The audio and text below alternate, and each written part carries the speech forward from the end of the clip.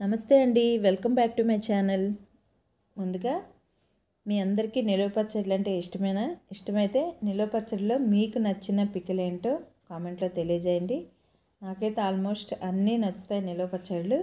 మనం ఇంట్లో ఏ కర్రీ చేసుకున్నప్పటికీ, అలాగే ఇంట్లో కొబ్బరి, టమాటో ఇట్లా అప్పుడప్పుడు పచ్చళ్ళు చేస్తూ ఉంటాం కదా, కొత్తిమీర, గోంగూర ఇలా చేస్తాము.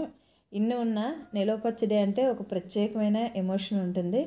వేడివేడి అన్నంలో కొంచెం పచ్చడి వేసుకొని పల్లె నూనె కానీ నువ్వుల నూనె కానీ వేసుకొని తింటే సూపర్గా ఉంటుంది కదా.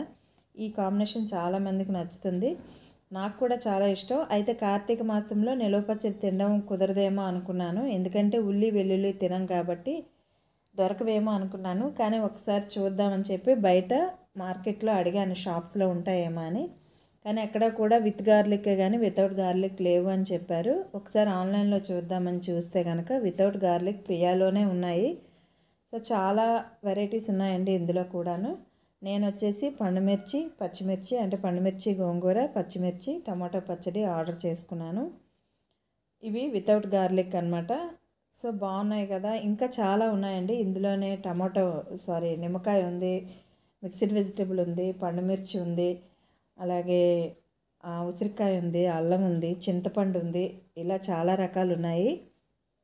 నాకైతే ఈ 3 రకాలు సరిపోతాయని చెప్పి 1 మంత్కి ఇవి ఆర్డర్ చేశాను. ఇంకా వీటి కాస్ట్ చెప్పలేదు కదా. విత్ డెలివరీ ఛార్జెస్ 747 రూపాయలు పడ్డాయండి.